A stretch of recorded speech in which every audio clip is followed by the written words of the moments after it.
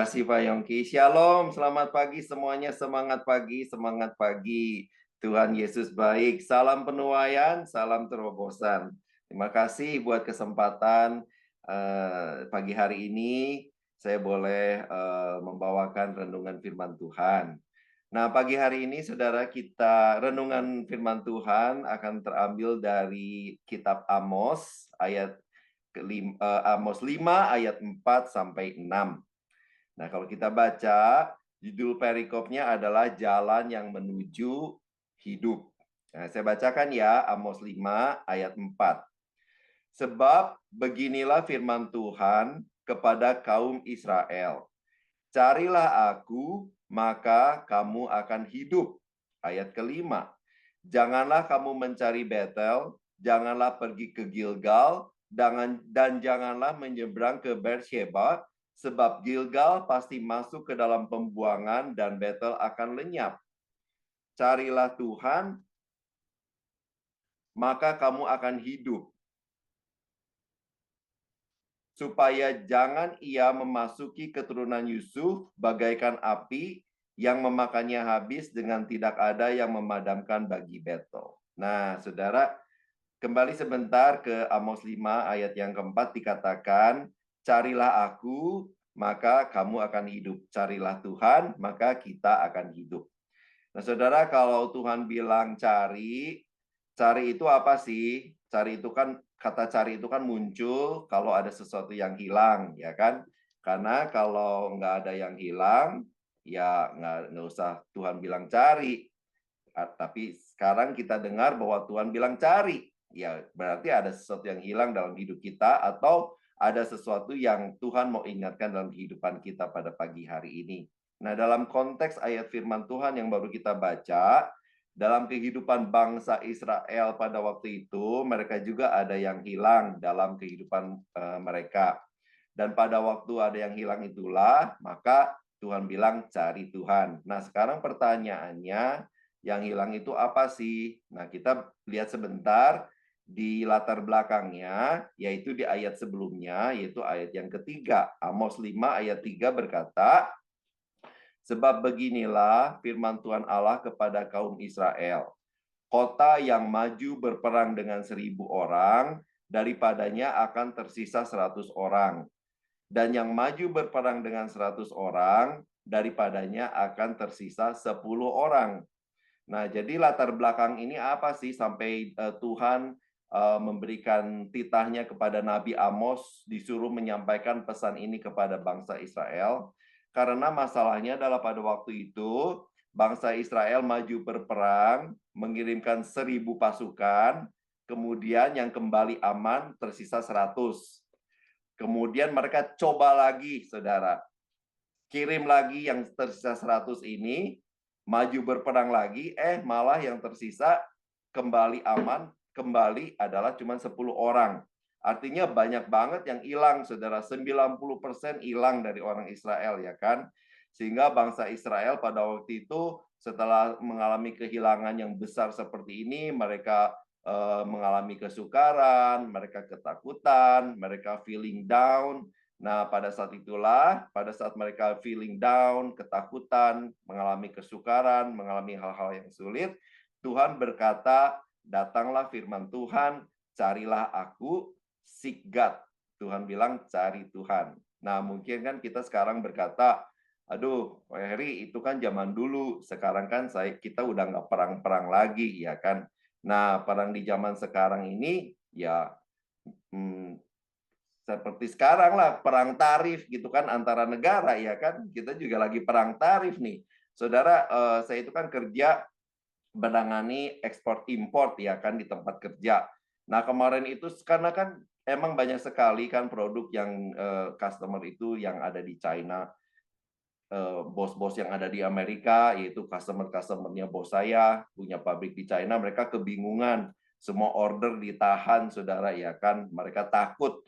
Nah, saudara, kalau kita nggak dapat order, kan perusahaan saya nggak dapat order, kan pengaruhnya juga ke saya, ya kan? Ya, lambat laun perang-perang ini juga mempengaruhi kita. Nah, ini adalah hal-hal yang di zaman modern seperti ini, saudara, ya kan, kesulitan-kesulitan kita, kesukaran kita, tantangan hidup. Nah, itu adalah perang-perangnya kita di zaman modern ini, saudara. Tapi firman Tuhan hari ini, pagi hari ini berkata, apapun keadaan kita yang alami hari ini, dan apa yang akan kita alami besok-besok ke depan, firman Tuhan berkata, cari Tuhan, seek God. Cari Tuhan, cari Tuhan, cari Tuhan. Mencari itu artinya harus ada usaha yang kita keluarkan, ya kan? Untuk mendapatkan apa? Yang mendapatkan tuntunan Tuhan, mendapatkan hadirat Tuhan. Nah, mungkin ini udah klise dan kita bilang udah sering dengar ya. Mungkin, tetapi karena mungkin kita udah mencari Tuhan, tetapi kemudian kita belum mendapatkan apa yang kita harapkan, atau karena ketidaksabaran kita mulai kendor. Tetapi ada kabar baik, saudara.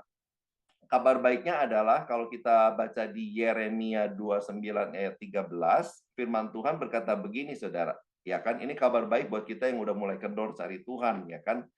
Apabila kamu mencari aku, kamu akan menemukan aku. Apabila kamu menanyakan aku dengan segenap hati. Nah, saudara, ini adalah ayat yang benar-benar luar biasa, yang memberikan jaminan. Ini adalah jaminan yang keluar dari mulut Tuhan sendiri. Kalau kita cari Tuhan, Tuhan bilang, kita pasti akan menemukan Tuhan. Kalau kita menanyakan dengan segenap hati, pasti kita juga akan menemukan Tuhan. Nah, ini adalah sungguh-sungguh adalah jaminan yang keluar dari mulut Tuhan sendiri, saudara. Nah, jadi katakan kepada diri kita masing-masing pada pagi hari ini, katakan ya, kalau saya sungguh-sungguh mencari Tuhan, Tuhan udah jamin, saya pasti menemukan Tuhan. Amin. Sekali lagi katakan kepada diri kita masing-masing biar kita kuat, saudara. Kalau saya sungguh-sungguh mencari Tuhan, Tuhan yang udah jamin, saya pasti akan menemukan Tuhan. Kenapa, saudara? Dibilang kita cari Tuhan supaya kita hidup. Nah, saudara, kita kan yang di New York tahu ya, kalau musim gugur atau musim winter, pohon-pohon itu kan mulai rontok, ya kan? Seperti mati, pohonnya hidup, ya kan? Tetapi nggak ada daun, nggak ada tanda-tanda kehidupan, karena ya udah mulai musim dingin, air di bawah permukaan juga beku, sehingga akar-akar pohon itu nggak bisa menyerap air, sehingga akhirnya pada rontok, pada kering, ya kan? Jadi pohon itu seperti setengah hidup, setengah mati. Nah, maksud Tuhan kehidupan kita itu nggak mau seperti pohon di musim winter ini, saudara, yang seperti setengah hidup, setengah mati. Artinya, kalau istilah orang Indonesia, hidup setengah mati. Artinya hidup yang sukar gitu ya, hidup yang nggak ada harapan, saudara. Tapi pagi hari ini firman Tuhan datang menyegarkan kita, kalau kita sungguh-sungguh mencari Tuhan, sungguh-sungguh dengan hati yang segenap hati menanyakan Tuhan, maka Tuhan jamin kita akan pasti mendapatkan Tuhan.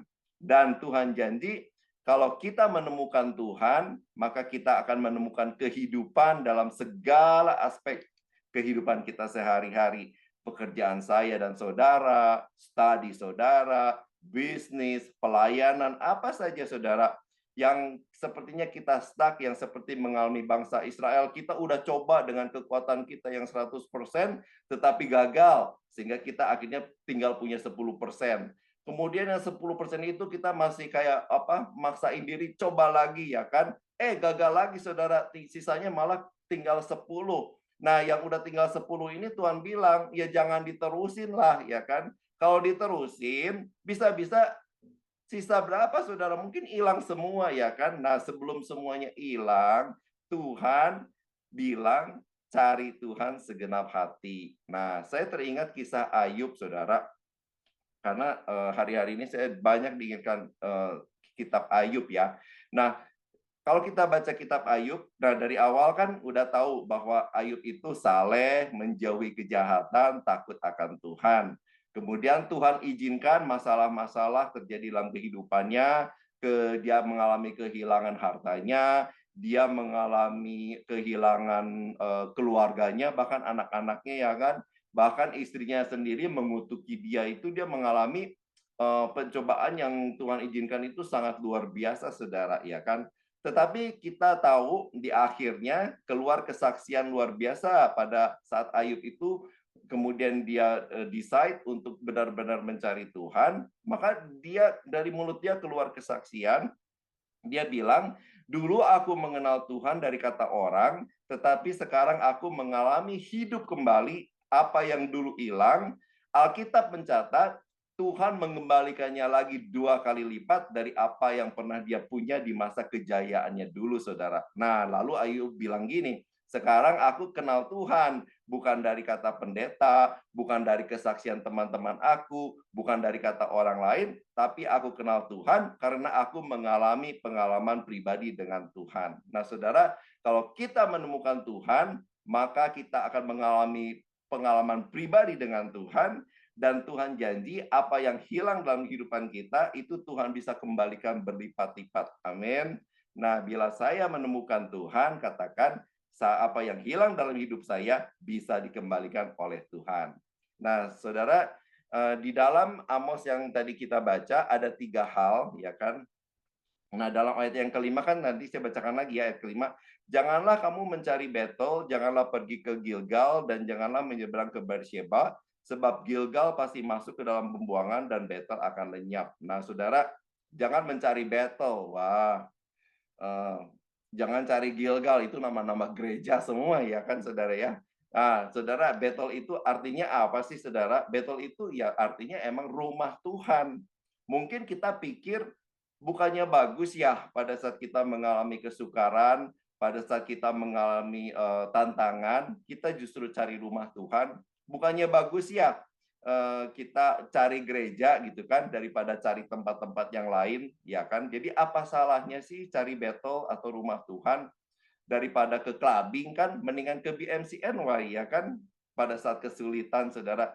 Tapi Tuhan bilang kalau kita mau ada terobosan, kalau kita mau mengalami kuasa Tuhan dicurahkan, tidak cukup hanya kita dengan mencari rumah Tuhannya sendiri, saudara. Tidak cukup dengan hanya kita pergi ke gereja, tidak cukup kalau kita cari battle, itu yang firman Tuhan mau katakan. Tapi pada saat kita datang ke gereja, yang harus kita cari dan kehendaki adalah kita itu harus bertekad untuk mengalami perjumpaan dengan Tuhan setiap kali kita datang ke rumah Tuhan.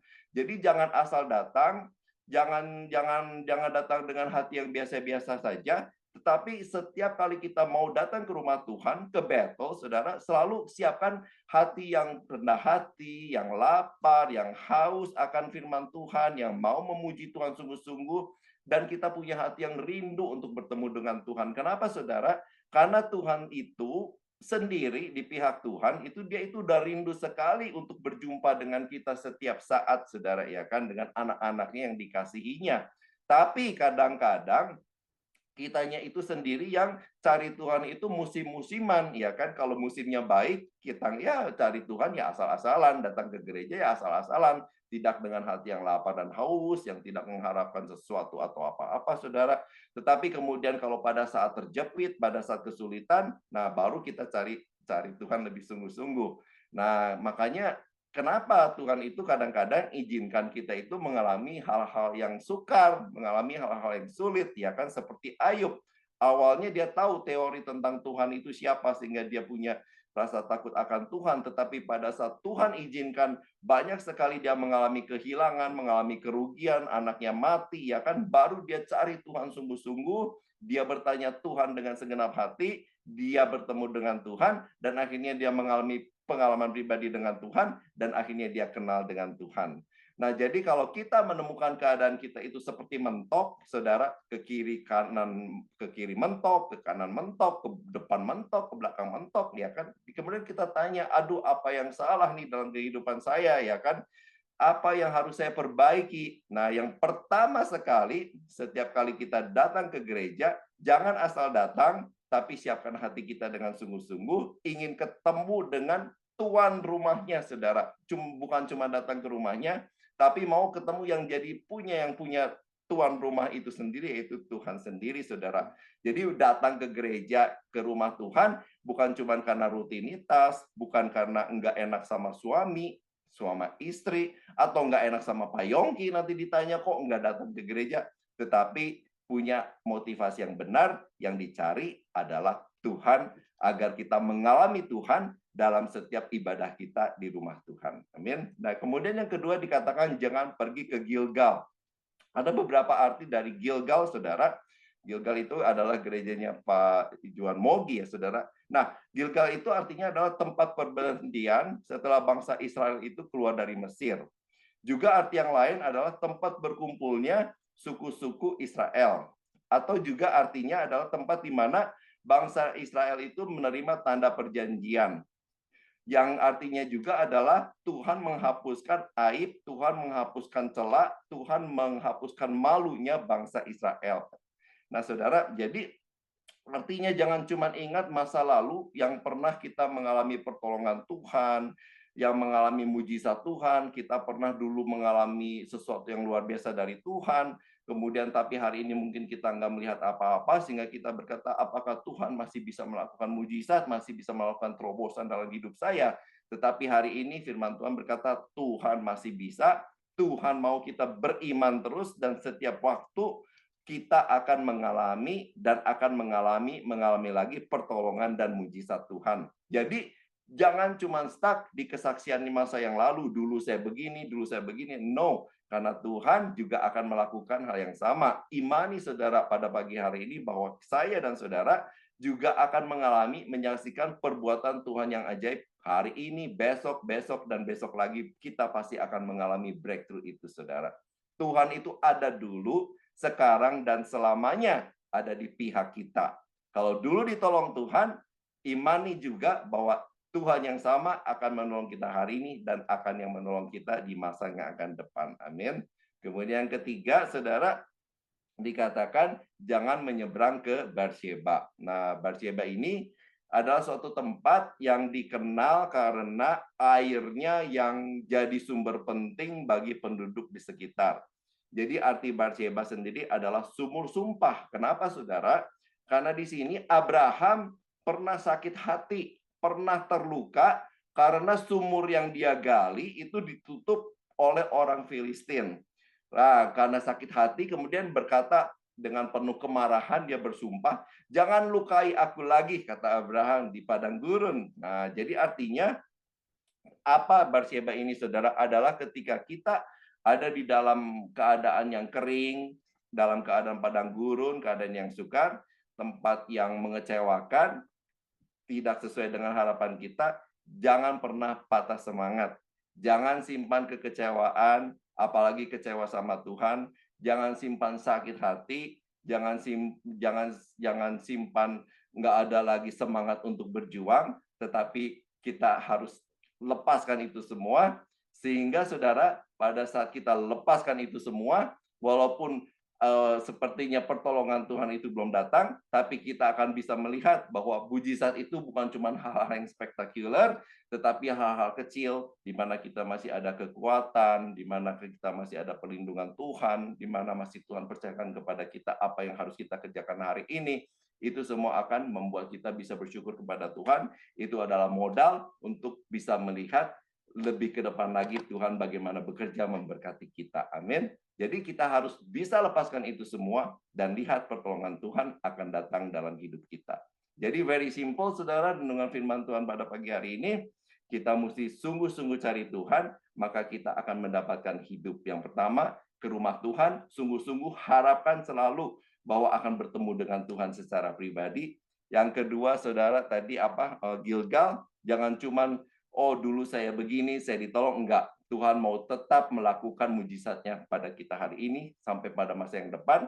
Dan yang ketiga, lepaskan semua sakit hati yang menghalangi, kekecewaan yang menghalangi melihat perbuatan Tuhan yang Tuhan kerjakan pada kita hari-hari ini. Amin. Jadi seek God, cari Tuhan sungguh-sungguh, kita pasti janji Tuhan, jaminan dari Tuhan, kita pasti akan mendapatkan Tuhan, kita pasti akan mendapatkan tuntunan Tuhan, karena itu penting sekali buat kita hari-hari ini. Amin. Ya, mari kita berdoa sebentar, saudara. Bapa, terima kasih buat firman-Mu. Kau ingatkan kepada kami, Tuhan, bahwa Engkau adalah Allah yang sangat sayang kepada kami, Bapa yang sangat menyayangi kami, dan Engkau rindu untuk memberi kami breakthrough, ya Bapa. Tuhan, Mungkin dalam kehidupan kami memang datang Tuhan ke gereja Tuhan, tetapi kami punya sikap hati yang tidak mengharapkan apa-apa, tapi hari ini Kau ingatkan kepada kami, Tuhan biar kami selalu kalau mau bertemu dengan Tuhan, siapkan hati yang lapar dan haus akan Engkau, dan kami pasti akan dipuaskan. Yang kedua Tuhan, kami juga Tuhan percaya Tuhan, bukan cuma di masa lalu kami sudah melihat pertolongan Tuhan, tetapi kami akan terus dikasih Tuhan pertolongan hari ini, besok Tuhan, sehingga dari setiap mulut kami keluar kesaksian betapa Tuhan luar biasa.